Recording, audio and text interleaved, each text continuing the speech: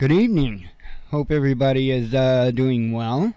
Turn that down in my headset a little bit there.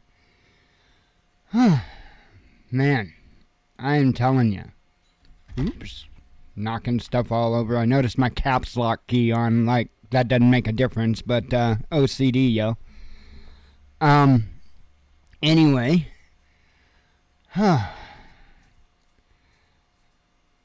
I have no idea what has got me in the mental funk, for sure. I'm in one hell of a mental funk today, and I mean it's a familiar one. I know I've been there before, and sometimes it's a precursor to bad things, and I'm just wanting to put that out there. However, I also have to say that I'm not real thrilled about turning 50. I don't know if that's bothering me that much. I am not the type of person that type of thing really bothers. And so, kind of concerned. Really kind of concerned. So I'm going to pretty much just get the news through and done. I do have quite a few, well, not quite a few, a fair amount of tabs open. And, of course, you've seen that those are, by the way, two different things in the headline, or in the title of the show. Just so people know they're not related to the same thing. Other than that, let's see, I got seven tabs open, and then the headlines. Another crazy day, and while it wasn't a tragic day, if you will, I mean there is some good news, but and it wasn't a tragic day. But again, I'm watching these steps happening, moving closer and closer to conflict. And, I mean, there's absolutely no letting up. And that's getting concerning. We're in a pretty bad slide there, foreign relations wise. So let me go ahead and bring on over. And we'll go ahead and start off about the Disinformation Board, a.k.a. the Ministry of Truth. And I'll go ahead and read what it has to say here. It says U.S. Department of Homeland Security has paused its Disinformation Governance Board. The Washington Post claimed in a story published on Wednesday. The outlet blamed the decision on online right-wing attacks against its appointed head, Nina Jankowicz, who has confirmed her resignation from the government. You think? And I'm sorry, but that was not, right-wing attacks. People had questions. And I'm, for one, sick to death of not being allowed to ask questions from these individuals that want to rule over us. I'll be damned if I live in the United States of America and not be allowed to ask questions. People don't like when you ask questions, though. Anyway, goes on to say, according to the Post, the DHS decided to shutter the board on Monday, and Jankowicz drafted her resignation letter on Tuesday morning, only to be pulled into a conference call on Tuesday evening and offered to stay in some capacity. Remember, it's only been paused, okay? I'm sure that, she has done enough dirty deeds for them that's why she was put in that position to begin with. So all they'll do is pause it, find somebody, quietly slip them in there as they flip the program back on, and they'll let this Nina nutjob just continue to work behind the scenes, okay? That's just how that works. It says Homeland Security Advisor Council is currently reviewing whether to shut down the board entirely. Probably a good idea. While the DHS working groups focused on mis, dis, and malinformation have been suspended, the Post reported. After the story was published, Jankowicz confirmed her resignation in a statement released through its spokesperson. Why didn't she do it in a song? I mean, she should have did it in a song. She was so good at that. I have decided to leave DHS to return to my work in the public sphere, she wrote, noting that the board's work has been paused and its future uncertain. Aww. It is deeply disappointing that mischaracterizations of the board became a distraction from the department's vital work, and indeed, along with recent events globally and nationally, embodies why it is necessary, Jankowicz added. The DHS has not officially commented on the status of the board. A statement given to the Post only said that Jankowicz has been subjected to unjustified and vile personal attacks and physical threats. Well, I'm certainly not on board with any type of physical threats. If that's happening, that's nonsense and it needs to stop. As far as these unjustified, vile personal attacks, I'm sorry, but questions do not qualify for that. This lady had a long history of misinformation, and she was questioned about it. That, I guess, constitutes vile personal attacks. It's a crazy world. Most of the story, authored by the controversial columnist Taylor Lorenz, focuses on what she calls coordinated online attacks. Now, do you remember that name? It seems like I remember that name. I remember that name. Where was that name? It was in New York City. Times Square. That's right.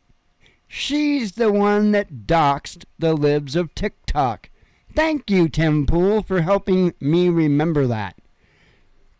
Anyway, she says they were led by far-right influencer Jack Persovic, the editor of Human Events.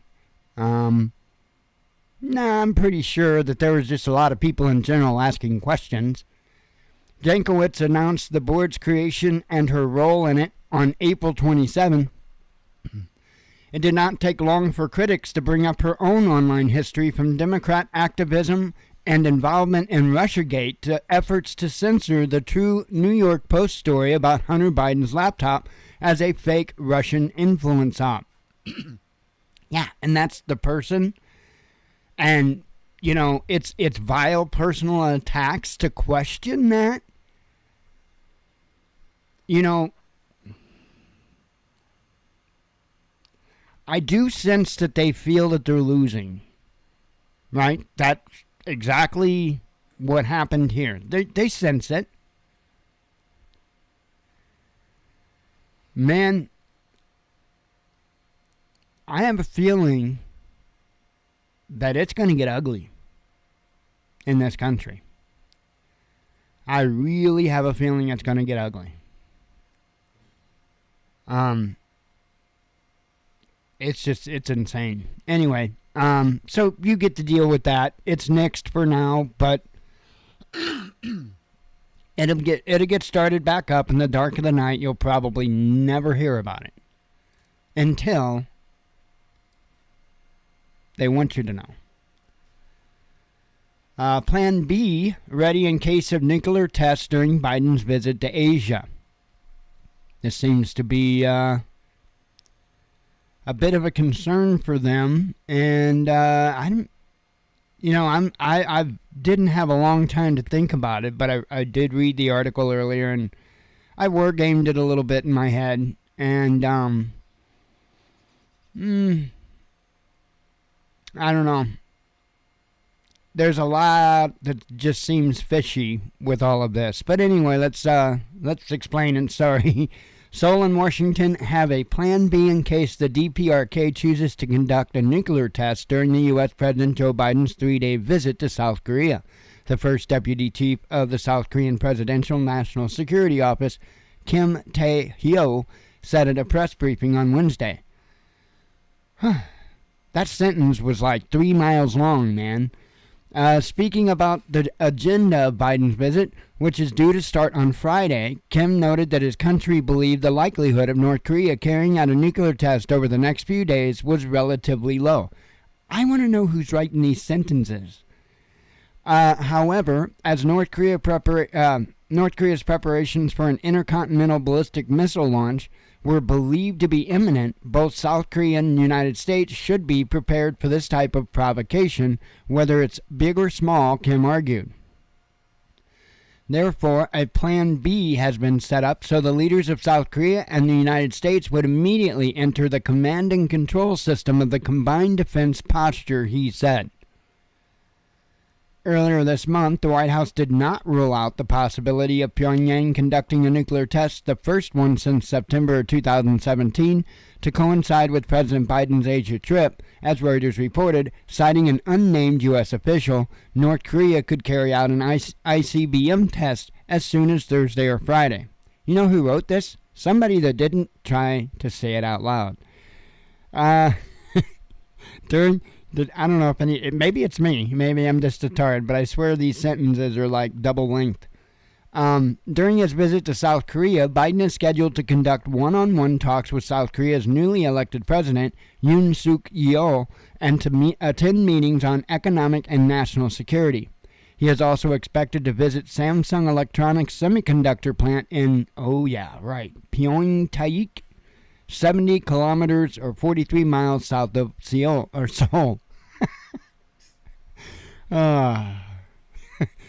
President Biden's visit to Korea will serve as an opportunity to strengthen the Korea-U.S. alliance into comprehensive strategic alliance, Kim said. Now, I'm stopping there because I'm just horrible at reading this article for some reason. So, it really kind of concerns me that there's this Plan B set. Now, I just automatically assume, and maybe I'm silly for this, that when our leaders go other places, no matter what places and no matter what's going on, that they go there, right? That they have a Plan B in place and probably a C, D, E, F, G, right? They probably got a ton of plans in place. So now I do have to ask the question, why telegraph it? But what haven't they telegraphed? I mean, except that is stuff that they're doing to us. They're not telegraphing that. However, our foreign enemies, oh hell, we're giving them a notice. We're going to send them an invite. And that, because of that, it's a bit concerning to me. I think it's something we might want to pay attention to. Be ready, just in case. Because, see, this is just my opinion, but I do think that Kim Jong-un is a problem. I really do think he is a problem to they, those, them. And I'm not doing the pronoun thing. I'm talking about they, those, them. And I just got to thinking of that. I was in a habit for so many years of using that, they, those, them, and now it makes it sound like I'm trying to say proper pronouns or something. Damn. Anyway, so he's a problem. Kim Jong-un is a problem. I think North Korea and Iran are both problems for the global cabal, if you will. And so, could this be, just a question I'm posing, but could this be a false flag to go ahead and take his piece off the table? Don't know. And I'm not saying it is. I'm not, but I would definitely keep an eye throughout those states that he's there. And, just be ready. And when is that? Did I read that? I did earlier, I know. I thought I did. 3-day visit. Okay. Okay, Friday. Biden's visit, which is due to start on Friday. Sorry. So it'd be 3 days, I guess Friday, Saturday, and Sunday. So. Alrighty, let me have a sip of coffee here.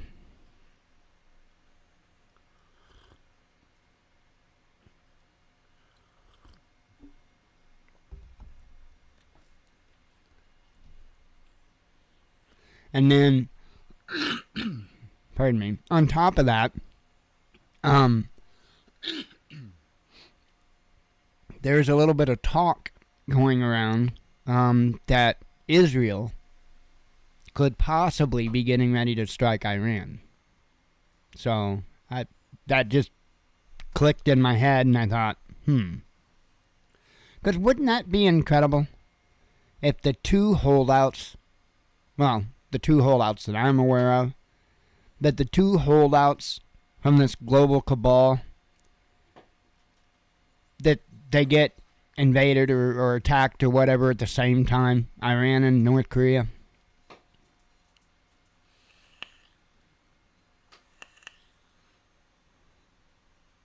I mean, after all, I think many of us had long expected China to go after Taiwan. That hasn't happened as of yet.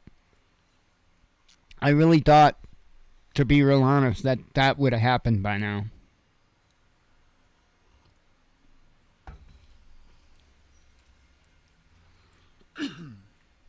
Alrighty.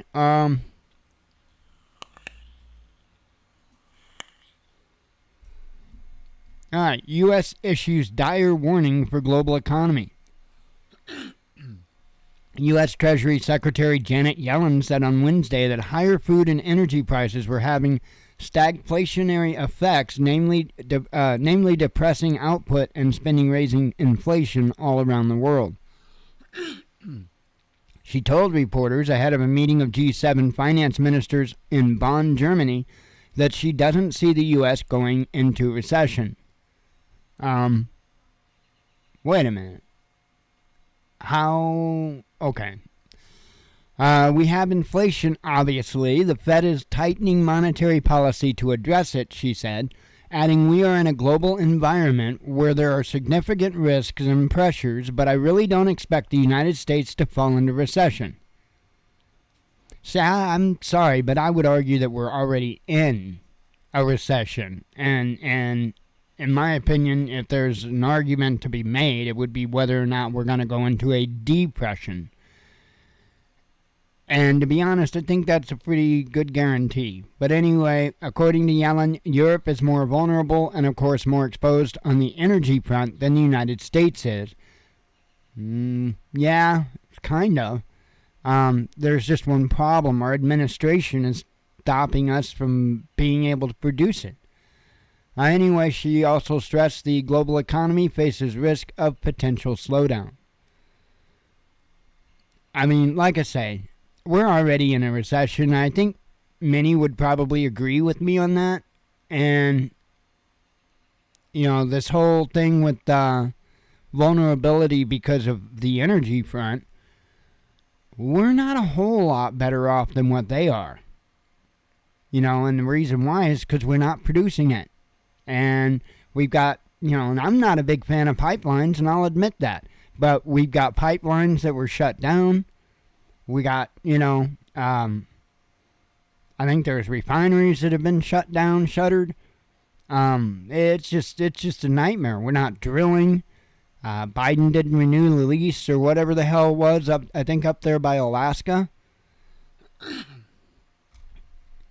I don't get it. It's like they are purposely lawn darting this nation into the ground.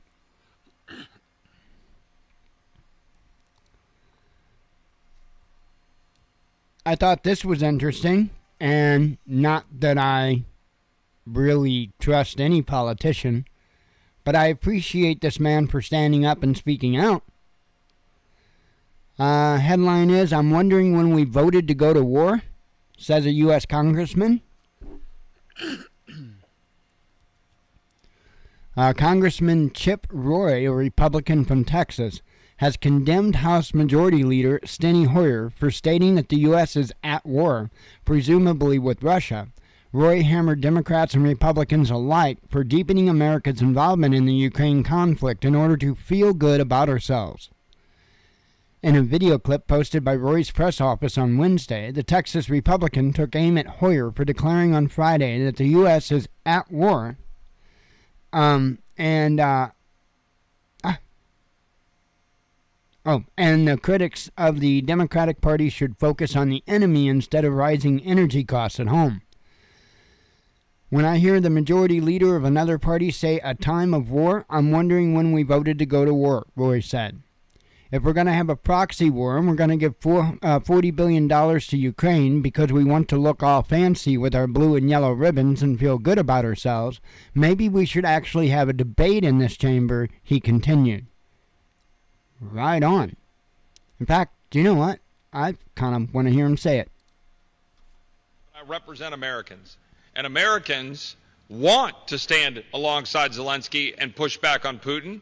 But they want us to do our job responsibly. And when I hear the majority leader of the other party say, quote, a time of war, when I sat with the majority leader in a Rules Committee meeting upstairs, and he said, we're at war, and I'm wondering when we voted to go to war. If we're going to have a proxy war and we're going to give $40 billion to Ukraine because we want to look all fancy with our blue and yellow ribbons and feel good about ourselves, maybe we should actually have a debate in this chamber, a debate in this body, because the American people expect us to do that.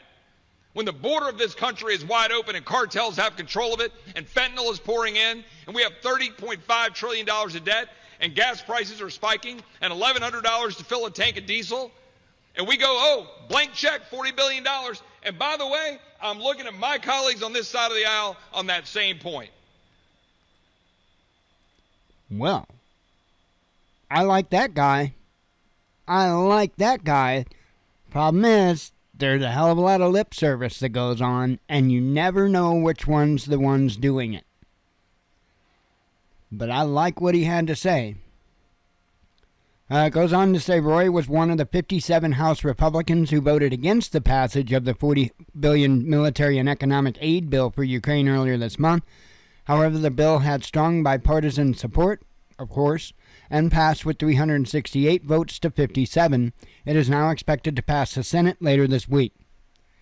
Republican lawmakers opposing the bill either argued that the money would be better spent solving domestic issues, no kidding, or that pumping military aid into Ukraine risks drawing the U.S. into war with nuclear-armed Russia, or both. Roy, who described the bill as garbage, reiterated these arguments on Wednesday. And you heard him say all that. Okay, the rest just goes into the history of what's going on. But I agree wholeheartedly, you know. And I honestly, I think that the majority of Americans don't want to get in, you know, I think that the majority of Americans are tired of busting their asses for other countries, I mean, that's what it seems like anymore. Where's the aid coming to the United States? I'm seeing all these billions of dollars pumped out to Ukraine, pumped out to Israel, pumped out to whoever. And the craziest thing, they can't seem to pump it back in. Our infrastructure's just crumbling, whether it's the electric grid, whether it's the highways, the bridges, the water. You know, I'm talking about water delivery systems, water treatment plants, you know. This nation's falling apart. And we're busy blowing up and rebuilding other nations. And we've been doing so for over 20 years straight. And I don't know, we might have been doing it for much more than that straight. Because I know we've been involved in all kinds of things all around this planet. And it's never really seemed to stop. Most of the things you don't hear much about. They're just, you know, theaters or whatever it is they call them. I don't know what the name of it's called. Because I'm not a military guy, but you know what I mean. I don't know what they call them. Operations, theaters, whatever. I'm talking about all the stuff like they did in South America and all that good stuff. Steve's here. He knows exactly what I'm talking about. What's up, Hexafus and Steve? Huh, man. Oh, and actually, I'm glad I seen you in here, Steve, because that reminded me, and I feel absolutely horrible about this, and I mean that. I sincerely mean that. Someone had passed away, just like within the last week, and I didn't mention it on the show.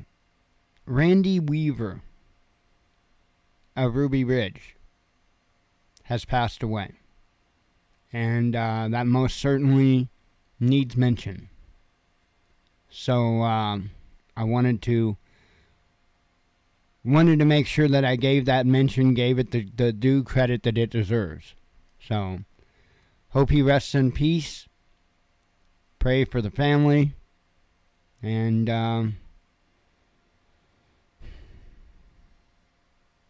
man, it's crazy. Anyway, oh,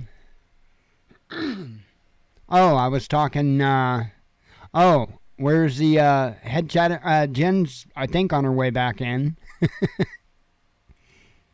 I think she had to go to the bathroom. So, let's see. Yeah, you sent me an email, Steve, about Randy Weaver, and I've been meaning to mention it ever since it happened, and I think the following day, and I just kept forgetting to mention it, so.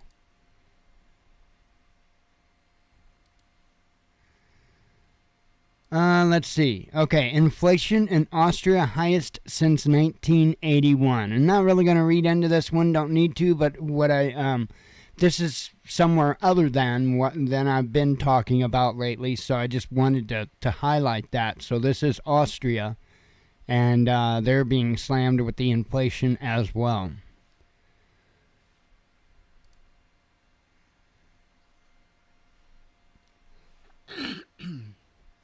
Okay, laser weapons used in Ukraine.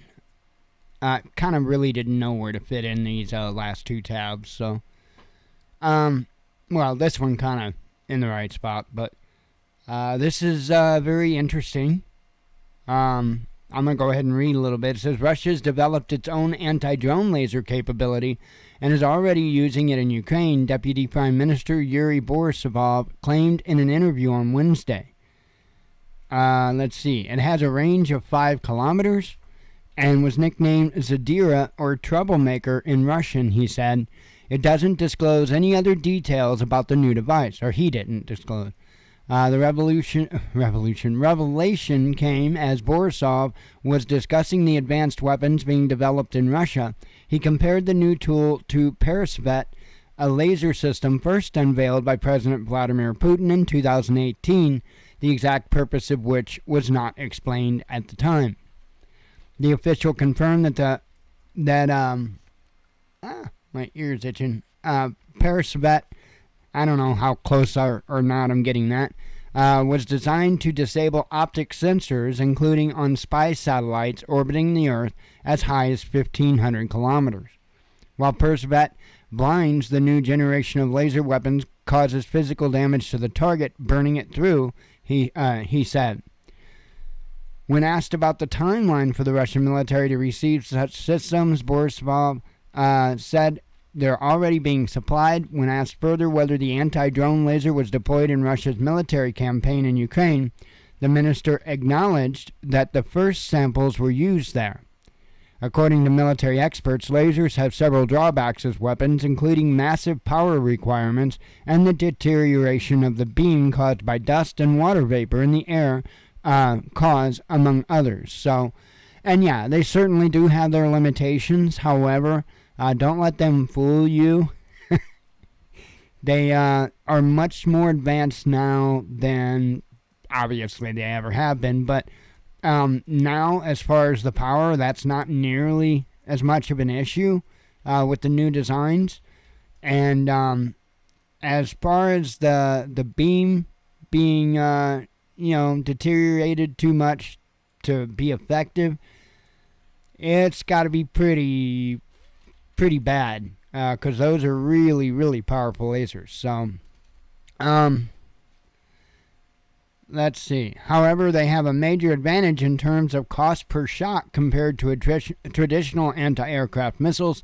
The advancement in drone technology, which has made the deployment of air assets more financially accessible, has compelled military planners worldwide to look for various ways to counter this threat without depleting their war chests. In the U.S., naval lasers were successfully tested against boats and drones this year, with the defeat of an aerial practice target in the layered laser defense in April touted as historic by the authorities. Now, they were doing laser testing all the way back in the 1980s. The funny thing is there was a comedy, awesome comedy. If you haven't seen it, you really need to see it. It's called Spies Like Us, and it was a comedy that kind of covered this, and it covered a laser system that was deployed on a satellite. Well, the funny thing is, that's actually what was going on. That is literally what was going on. So they've been playing with lasers for a really long time. But, I don't know any details, obviously, about the system that was put up there at that time. They call it Star Wars, okay? And I don't know a lot about that system, whatever became of it. And I don't know, if it had a limited amount of shots before it was just done, if it could recharge or anything like that. But, either way, it was a classified thing, and not much more came out about it. And they've been toying around with lasers and all that, but like they say, all the time up till now, they've had issues mainly because of the power requirements. And from my understanding, they have a new type of laser. The U.S. anyway has a new type of laser that doesn't require the same demand of power, and it's much smaller, much more portable, and realistic to use. So we'll see. I suspect that you're going to see all kinds of new weaponry in this conflict that we're about to enter. I think you're going to see some pretty crazy stuff. So nobody is putting their cards on the table, so and you probably already know this, but when governments talk about this kind of stuff, they are not putting their cards on the table. Even Potato Head, even with him giving everybody a nice velvet invitation for any operation he's about to perform, even he is not putting the cards on the table. You know why? Because he's like several cards short of a full deck. He don't even have enough cards to put on the table. His hand's like one card, right? And I'm pretty sure that all the corners are tore off. You don't even know what kind of damn card it is, right? So, sorry.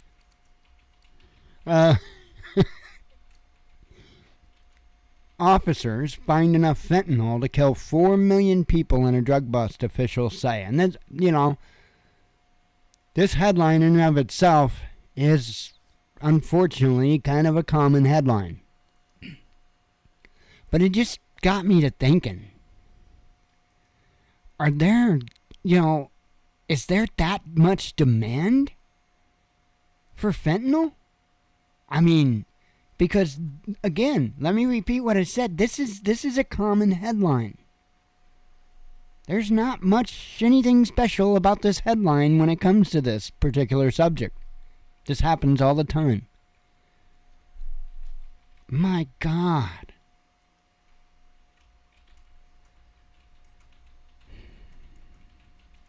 Man. That's mind-blowing. That's mind-blowing. You know, and you're talking to somebody that comes from a jaded past, right? No, I never did that. I never, obviously, fentanyl's kind of a new thing, but I never did anything like heroin or anything like that. I didn't have an interest. And to be honest, I had always thought that the only way you did heroin was with a needle. Well, that ain't going to be me. So I didn't even know that there's other ways to, to consume it until later on in life. Thankfully, because there was probably a time and period in my life that if I would have ran across it, I'd probably gave it a try if I didn't have to inject it. But, fortunately, I never ran across that during my crazy experimentative days. And so, it's not a monkey I had to deal with. So, fortunately, I haven't, other than like nicotine and caffeine, I haven't had a monkey to deal with, fortunately. So, that's a good thing. I've tried to keep it that way. Because I've got a very addictive personality, and I know that.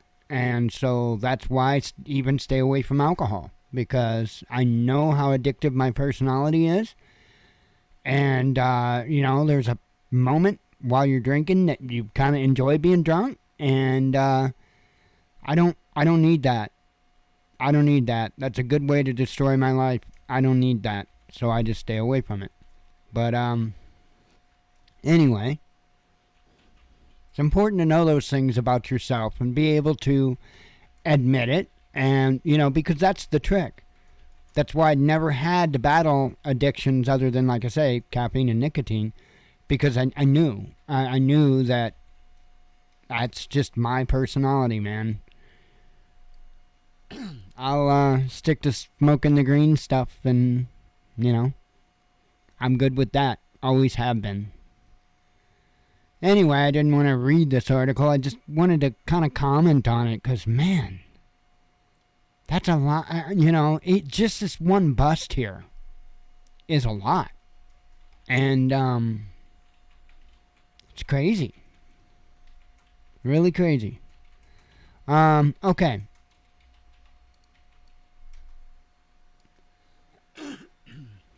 Have a sip of coffee and we'll run through some headlines and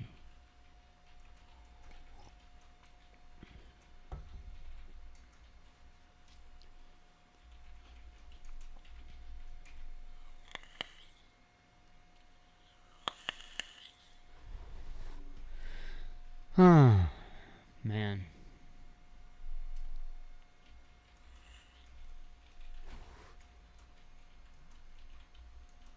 Been so much craziness going around. St. Louis is a hellhole right now. Yesterday, I don't know, within like last couple of days, I think a 16-year-old girl was killed. It's crazy. And then there was, I believe a total of 5 people died from a car accident, from a police chase, and that just happened like a week ago or so, maybe just a touch longer than a week. I mean, it's just insane. The violence last weekend, I forget what the numbers were. I told them, I believe I told you on Sunday, or Monday, one of the two. I told you the St. Louis numbers. Chicago was just off the charts. I don't remember what theirs was, but it was off the charts. And folks, it's not even hot yet. It's not even hot yet. Now, if you go back and you look at trends according to temperatures, you'll understand why I mean that. Not even hot yet. Things are going to get pretty hairy, I suspect. All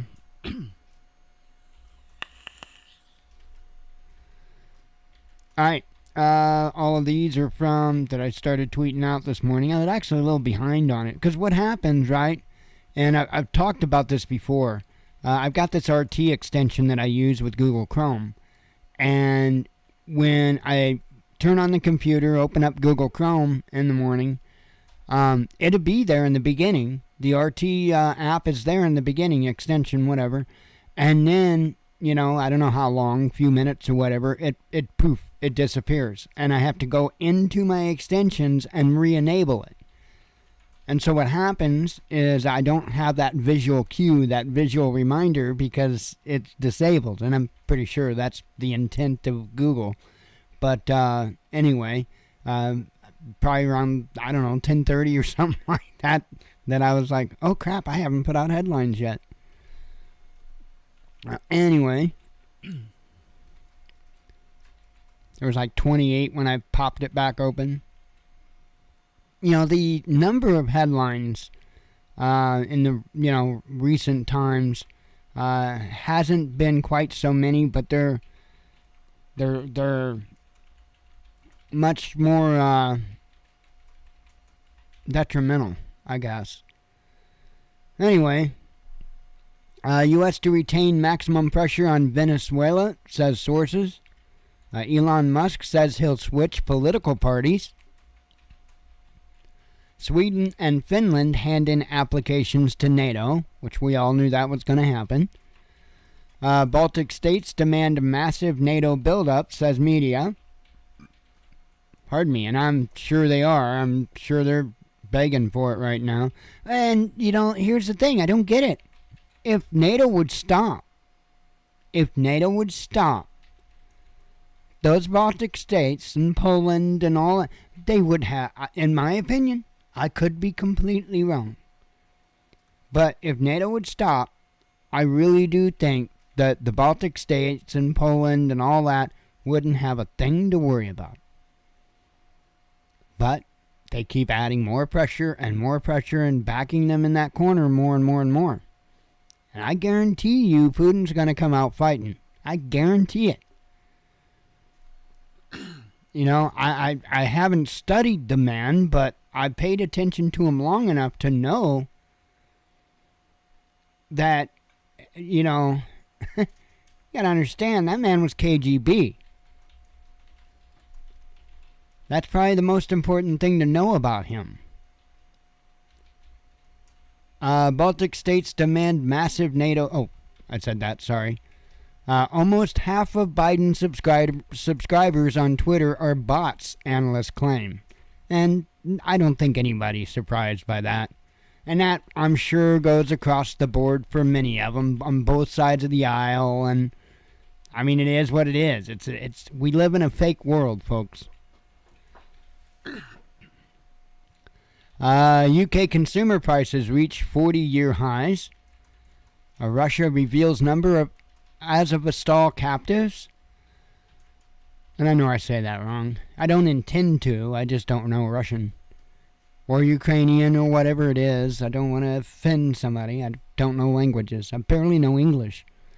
U.S. poised to block Russia's debt payments, says media. Although Grammarly would argue that point because I'm consistently I consistently use more unique. I can't even speak, and here I'm telling you, I'm bragging about this, right? Grammarly says, and they send me a little statement every week, and I'm over 95% more unique words than other Grammarly users. So I think that's pretty damned impressive. Let's see.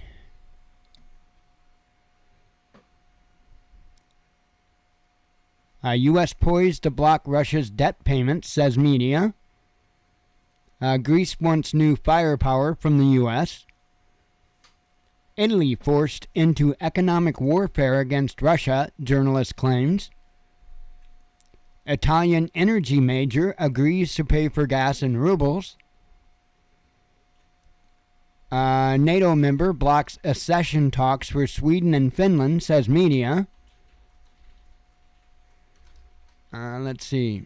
Worst of economic shock over for Russia, says official. Production date for Russia's next generation weapons revealed. And I know the checkmate, they're talking about 2027 for the checkmate. I have a feeling that it'll probably be kicked out sooner than that. U.S. wants to lure India away from Russia, says Bloomberg. Russia expels dozens of foreign diplomats. Turkey outlines expectations from NATO. Britain's brace for gloomy future as cost of living soars. And see, I didn't bring those type of headlines up to talk to you about because I've been saying that over and over like every day for the last week, right? EU unveils rationing plan. EU to pay Ukraine's budget. A shoplifting seagull wanted for knocking off Tesco. Damn birds. Let's see. Covered that. I covered that. And that. Russia bans Canadian state media. Debt default will hardly impact Russia, says U.S. Treasury. So just remember that. Twitter top brass calls Musk Looney Tune, says Project Veritas. Seizing Russian assets is illegal, says Janet Yellen. Well, yeah, but it won't stop them from doing it. They've already done it. Like, they've seized, like, ships and stuff like that. Like, some dude's yacht they, seized. UK families warn themselves at McDonald's, says Guardian. And it took me a second. I'm going to be really honest. It took me a second when I read that headline. I had to read it literally 3 or 4 times before it caught. And it set me back in my seat. There are people, there are families that are going into McDonald's to stay warm. And I know that's nothing new for, the homeless. But this isn't even the homeless. And in my opinion, nobody should be freezing on the streets, but man, it's not looking good. Israel to simulate attack on Iran, says media. A messy camp responds to rumors of U.S. move. And that's, I think, actually a sports headline. Sorry for sharing that. World is vulnerable as before COVID, says WHO. Rare disease spreads in Europe. But just wait, there's more. Because before we're going to be done, you're going to find out it's here. EU seeks to sanction ex-chancellor and former FM, says media. You covered that. U.S. celebrates momentous step in Kiev. Yeah, momentous step. For who? For who? Azov commander boasts about gruesome photos of executed civilians. Another NATO state wants to block Sweden and Finland from joining. UN chief calls for climate Marshall Plan. And here we go. U.S. confirms first case of rare disease that spread in Europe. Dun, dun, dun. Disputed territory seeks NATO and EU membership. And I covered that one. Looks like we got them. Fun times. Man, I can say I don't really expect things to turn to the better very quickly. I think we're going to be on a good slide here. And by that, I don't mean a good slide. I mean a bad slide. We'll see. Just kind of keep an eye on things and try to tuck back in the back of your mind the different things that, like this weekend when Potato Head's going to be down there with, I don't have a nickname for the South Korean leader, so I'll have to come up with one. I don't know. I hope Biden don't get confused when he's down there and think that he got pregnant by the sole leader and take the Plan B pill I just hope that there's no accidents like that that happen. So, we have to be careful. We have to be careful with our eldership. I mean leadership. I got it. I better quit. Because the jokes will just get worse, and they'll just continue to get worse, and it'll be horrible and terrible thing. Anyway, I am going to get out of here. I hope you all have a good night. God willing, I'll be back tomorrow. I do, at this point, plan on doing a show tomorrow. Anyway, I hope to see you then. As always, God bless you. We love you. Be one with your spirit. Oh, wait. Hang on. You want me to tell you? Hang on. Let me pull that up and let me tell you about that disease. Hang up. Let me find it.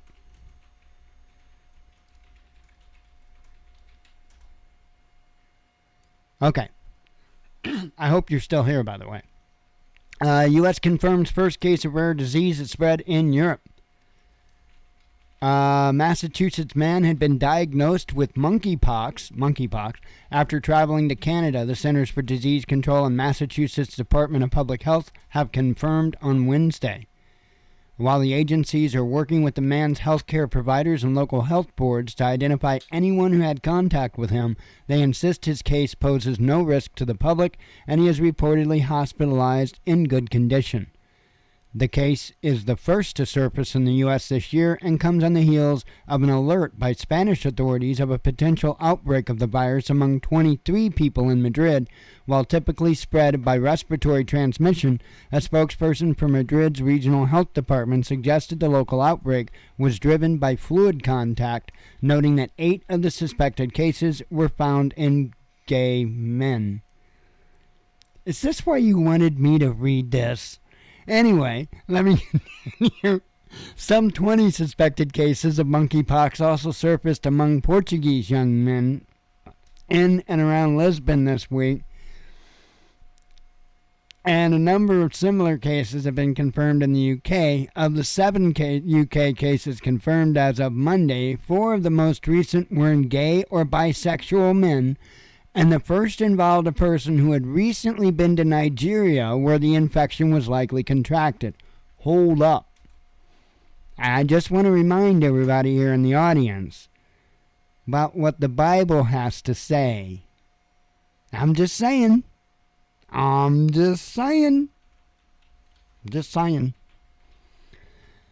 Monkeypox has similarities with both smallpox, a deadly virus declared eradicated in 1980, chickenpox, a common childhood disease, and circle jerks. No, I added that one. I'm sorry. It begins with flu-like symptoms, including fever, headache, muscle aches, and I couldn't resist. And swollen lymph nodes before the rash emerges on the face. And spreads to other body parts. While incurable, it's typically mild and sufferers usually recover within weeks. Okay, I'm stopping there because there's just too many visuals for this story that I do not want. So that's what's going on. I think you're probably safe here, Hexafus. I don't think you're in under threat. Anyway, I am going to get out of here. I do hope you all have a good night. God willing, I'll be back tomorrow, and I do hope to see you then. Man, I'm telling you, it's crazy times. God bless you all. We love you all. Be one with your spirit, and shalom.